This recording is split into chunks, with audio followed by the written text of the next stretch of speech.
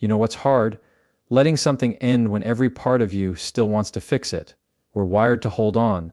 To people, to stories, to memories that no longer serve us, but somehow feel like home because they're familiar. The human mind doesn't crave happiness as much as it craves certainty. And that's why endings scare us. Not because they're painful, but because they remind us how little control we actually have.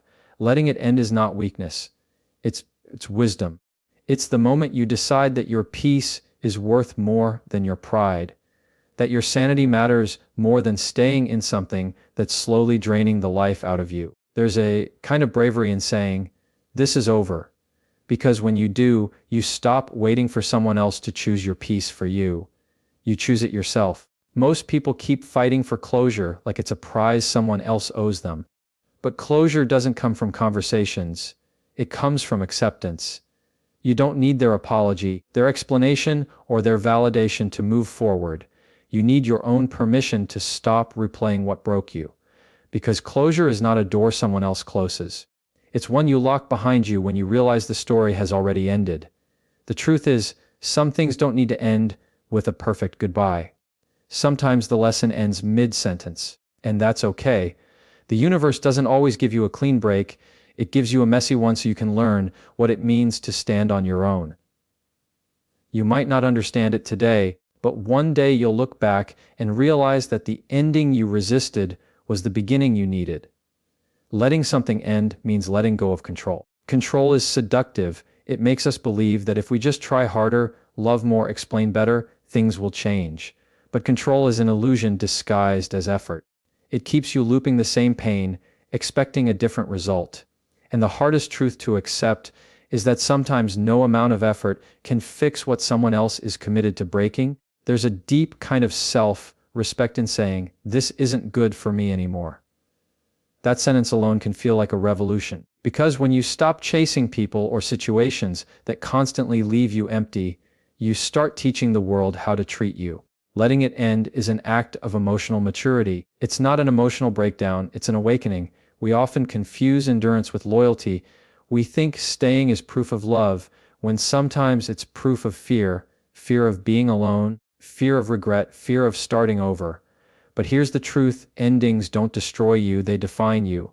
Every time something ends, you evolve. You shed an old version of yourself. You stop trying to fix things outside of you and start strengthening what's inside you. Letting go isn't about being cold or detached. It's about understanding that love doesn't mean losing yourself. When something ends, it's not about erasing what was good. It's about accepting what's real. You can be grateful for what it taught you and still walk away from what it costs you. You can appreciate the chapter without rereading it until it hurts. Sometimes, the only closure you need is the quiet realization that you deserve more peace than chaos. That's it. Not a dramatic ending, not a perfect explanation, just peace. The kind of peace that comes from no longer needing things to go the way you imagined. The philosopher Epictetus once said, "We suffer not from the things themselves, but from our thoughts about them." The pain of an ending doesn't come from the loss itself, it comes from the mental tug of war between holding on and letting go. When you stop resisting reality, the suffering starts to dissolve.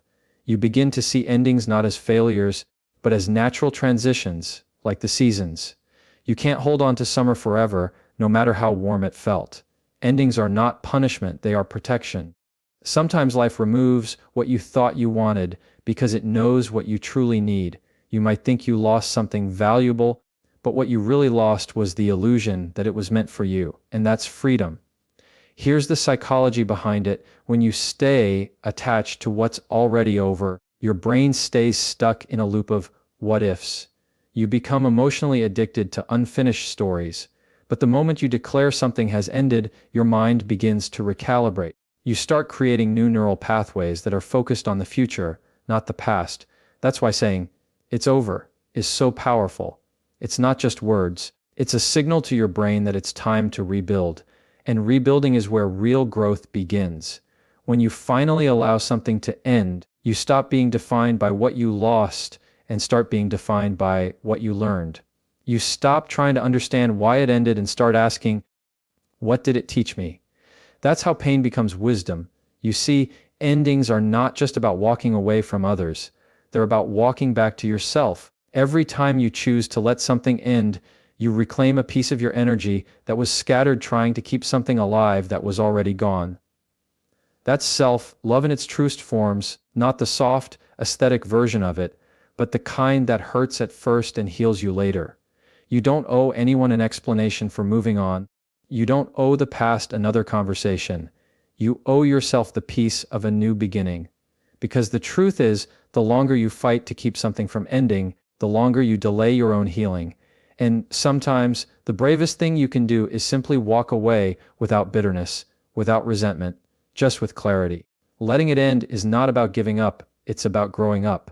It's realizing that the same strength you use to hold on can be used to let go. It's knowing that endings don't mean your story is over, they mean the next chapter is waiting, but it can't start until you close this one. So if you're standing in that space right now, between what was and what will be, breathe. You're not losing your life, you're reclaiming it. Let it end. Not because you stopped caring, but because you started caring about yourself. And maybe that's the lesson life keeps trying to teach us, that peace isn't found in what continues, it's found in what concludes. Pain is a strange teacher. It doesn't whisper, it screams. It doesn't ask for permission, it forces its way in. And yet, as uncomfortable as it is, pain is the first honest signal that something in your life needs attention. The truth is, you can't heal from what you refuse to feel. That's why the hardest part of growth isn't letting go. It's letting it hurt first. When something breaks your heart, your instinct is to escape it. You distract yourself, bury the emotions, stay busy, keep scrolling, do anything to avoid feeling the sting of it. But pain doesn't disappear just because you ignore it. It waits. It buries itself deep, disguises itself as anger, bitterness, overthinking, or the need to control everything around you. The more you suppress it, the louder it gets in other forms. That's why I say, let it hurt. Let it hurt so it can leave your system. You have to understand this pain is data. It's emotional feedback that something is wrong, something needs to change. If you numb the pain, you numb the lesson. Pain, in its rawest form, is the body and mind's way of saying, wake up, pay attention. This is where the growth lives.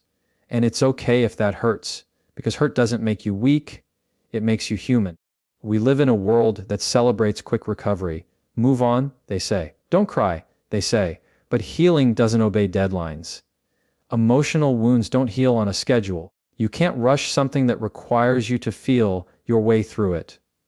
When you allow yourself to hurt, you're not falling apart, you're cleaning out the infection. You're giving yourself permission to release what's been poisoning your peace. Healing, though, that's the part most people misunderstand.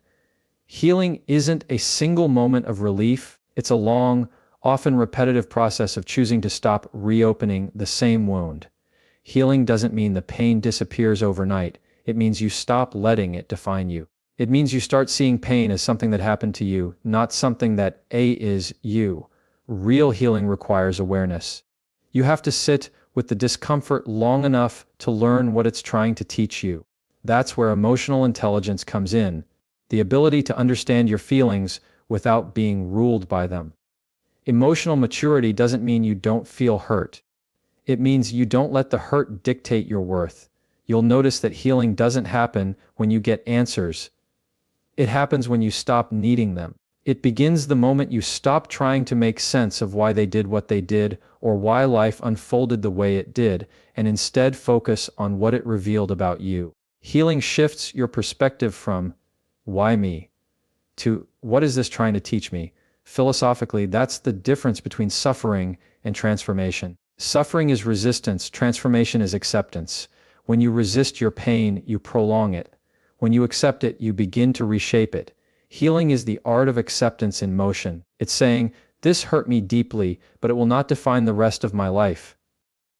There's a psychological reason this matters so much. When you fully feel and process your emotions, your brain creates new neural pathways associated with resolution and peace. But when you suppress emotions, your brain associates them with danger, and that's why they keep resurfacing. Every time you face your pain with courage instead of avoidance, you rewire your mind toward resilience. You literally teach your nervous system that you can survive heartbreak, disappointment, betrayal, and come out stronger. And then comes the hardest, most liberating step, letting it go. People often confuse letting go with giving up, but they're not the same thing. Giving up is rooted in defeat. Letting go is rooted in wisdom. It's recognizing that no amount of overthinking, analyzing, or regretting can rewrite the past. You stop trying to fix what's already ended and start reclaiming the energy you've been pouring into the impossible. Letting go isn't about pretending it never happened. It's about accepting that it did. You can acknowledge the hurt, appreciate the lesson, and still move forward without carrying the pain. That's emotional freedom. It's when your mind stops living in yesterday's conversation and your heart starts beating for tomorrow's possibilities. The truth is, you can't fully heal if you keep reopening the wound for attention, closure, or validation. Healing doesn't come from explaining your pain, it comes from releasing your need to relive it. Sometimes peace arrives the moment you stop needing justice and start choosing forgiveness. Not for them, but for yourself. Forgiveness doesn't mean reconciliation. It doesn't mean what they did was okay. It means you've reached a place where your peace matters more than your pain. It's a quiet declaration: you no longer get to live rent-free in my mind. That's when healing evolves into strength. And when you reach that point, when you've let it hurt, let it heal, and now you're ready to let it go, you'll feel something shift inside you. You'll realize that the pain didn't destroy you, it refined you. You'll see how much lighter life feels when you stop dragging the past into your present. Think about it, everything you've ever healed from has made you wiser, more patient, more compassionate. Pain breaks you open in ways comfort never could. It shows you your depth, your endurance, your ability to rebuild from ruins. Every scar you carry is proof of two things: that you were hurt and that you survived. Psychologically speaking, that's how resilience is built. It's not built in moments of ease, it's built in moments of emotional friction. Every time you choose healing over bitterness, you're strengthening your emotional immune system. You're teaching yourself how to recover faster, respond calmer, and trust deeper, even after being hurt. And this is what I want you to remember: healing doesn't erase the memory, it just removes the sting. You'll still remember what happened, but it won't own you anymore. You'll be able to talk about it, think about it, even thank it for shaping you into someone wiser, stronger, more self-aware. That's the quiet power of healing. It transforms your pain into wisdom without needing to erase the past. When you finally let go, you reclaim all the energy you once wasted holding on to things you couldn't control. You stop chasing closure, stop rehearsing old conversations in your mind, stop waiting for someone else to make it right. Letting go is when you finally stop asking, "Why did this happen to me?" and start saying, "It happened, and I'm still here." That's strength, that's growth, and that's peace. So let it hurt, because feeling is healing. Let it heal, because healing is reclaiming your power. And let it go, because your peace deserves space to breathe. The pain was real, but so was your strength. Let it hurt, let it heal, and then let it go. Because the same heart that broke is the same heart that will build something beautiful again.